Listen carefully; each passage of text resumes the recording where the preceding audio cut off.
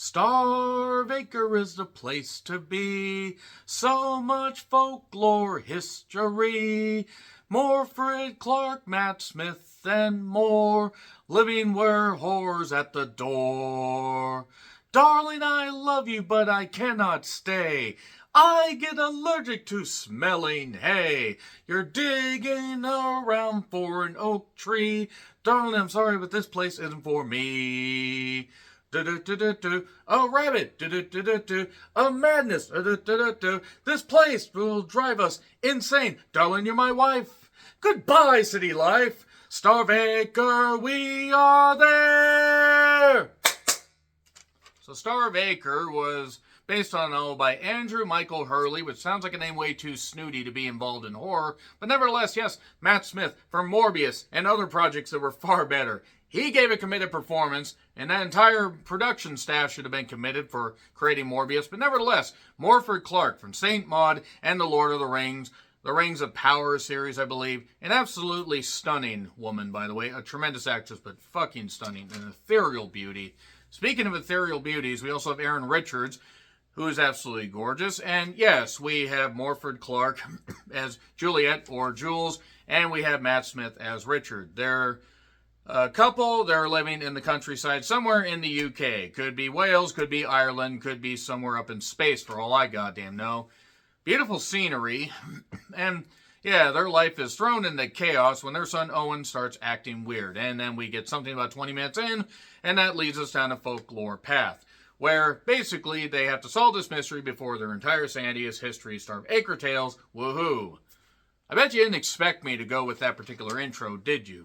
So nevertheless, I do love Morfred Clark. I thought she was great in Saint Maud, which I admit isn't a perfect movie, but she is a tremendous actress, and so was Matt Smith. And the kid is played by Arthur Shaw, and there are a few other people in this. Some recognizable faces. It does have a small cast, though, and it's set around like a couple locations, so it is a cheaper production.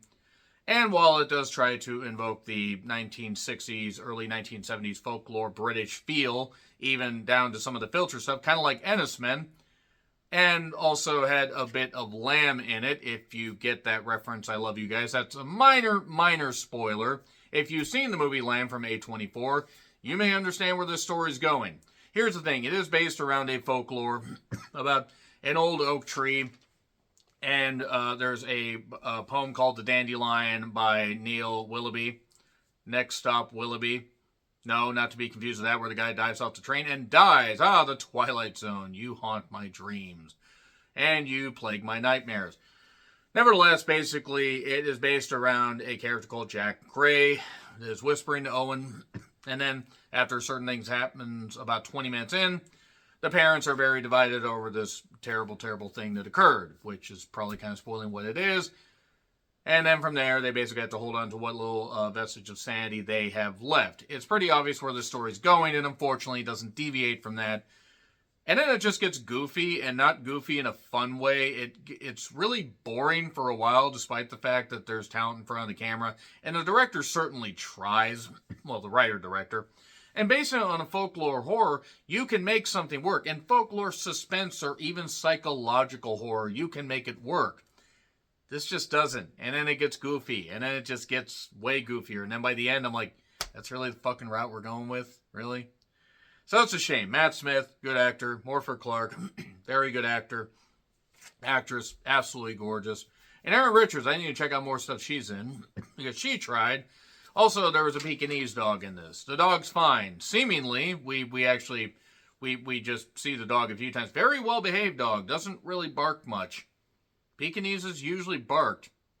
At least from what I remember. But very well-behaved dog. Good dog raising there. I'm going to get into spoilers. It's on Amazon if you want to check it out for a few bucks. I ran it because why not support films like this? You never know what you're going to get. 3, 2, 1, spoilers. So, yeah, basically we start with the poem, The Dandelion by Neil Willoughby. And then we see a game of cricket being played. It's not something to smile about. There's a pony ride. It ends with the pony's eye either being gouged out or stabbed out or something. And Owen is acting weird. Turns out that Owen is hearing Jack Gray whispering to him, whistling to him, whatever that is. And also there's a neighbor that basically, the neighbor Gordon, he's trying to like kind of add some exposition, but it's pretty obvious what his intentions are. Also, Richard was kind of treated badly by his dad, and it turns out there's a little bit of a tie to this particular folklore. There was an oak tree that was seen as the entrance to the spirit world. They believe that back in the 17th century. Some probably believe it now. But, yeah, I mean,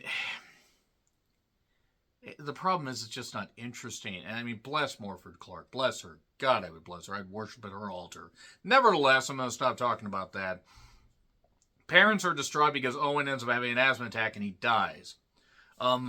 Richard has always been diving into his work, being a like archaeological type. He has a tent set up where he's doing some digging. They decide to move to this particular place for a reason. It turns out that reason is Richard has ties to this particular area because of what his dad did. Also, his dad tried, was when he was very torturous with him, we find out why. And it's got giant floof Pekingese. How do those dogs even, do anything without tripping over their own goddamn fur? So, yes, Owen is dead. They're trying to pick up the pieces. Pick up the pieces. Enter Aaron Richards. No, don't mind if I do, I guess. No, she's the sister of Jules or Juliet. And then a character named Mrs. Ford just shows up, a friend of Gordon's, and they do a seance type thing where she's doing some weird chant. You can let your son go. You let your son go. Don't worry. The dad actually has ties to this whole Jack Gray thing because he believed it. Gordon believed it. But don't worry. None of them mentioned it to Owen. There was no reason for them to do this to Owen. Yeah, just let him live in peace. Just let your son live in peace. And, oh yes, and the candles decide to light themselves because clearly this whole seance thing, this ceremony, whatever the fuck it is, in their living room, was meant to basically kick things into gear.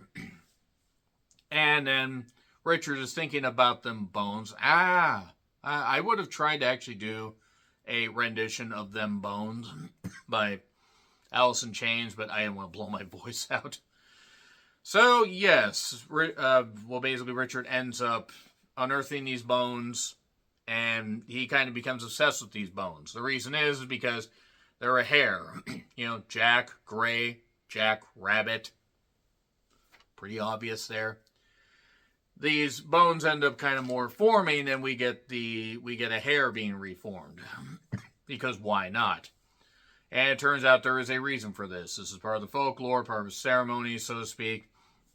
From what I can get, the dog, again, well-behaved, very well-behaved. I hope that dog was healthy because I'm like, he's not barking. Is he all right?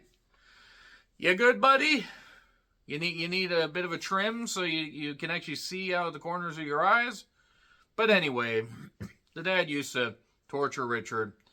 And, oh yes, also this old oak tree that was talked about was actually cut down, but the roots are still growing, and it was buried. The stump was buried and everything, but this tree and its history is still very much alive.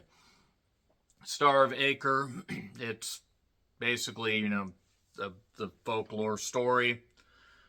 There was a family that was sacrificed, a man, a wife, and a son, or a child, and that would help the dandelion, grow, I guess. And then basically it turns out that Richard's dad tried to sacrifice him.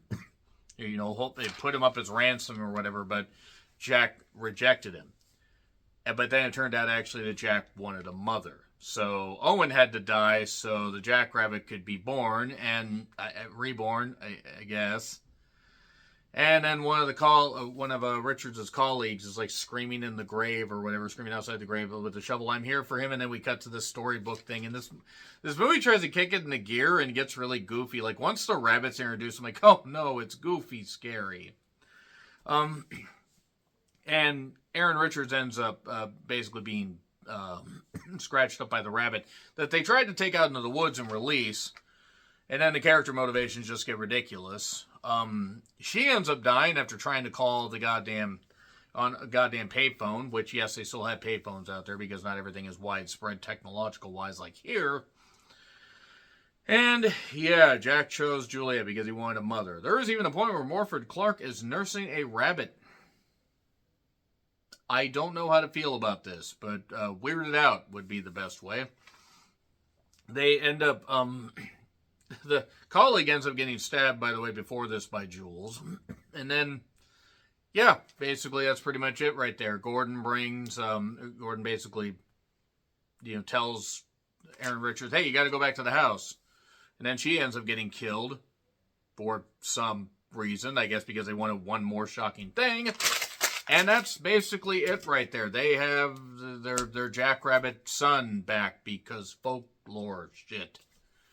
Look, I'm sure there's some deeper meaning to the actual novel that just didn't translate here in the book, but yeah, I didn't get this, and it just wasn't good. And I like folklore horror. I like stuff that's steeped in, history with some ethereal imagery and an ethereal beauty like Morford Clark. But yes, maybe I will confess my love for her one day. Shut up. But there were pieces here that could have worked, and for a little bit, it's all right, and then it just gets goofy. And it doesn't really stop being goofy. So yeah, I'm sorry. Not very good. Agree, disagree, what I said. Like, share, subscribe, Twitter handle in the description. I'm John Rickland. I'll see you soon.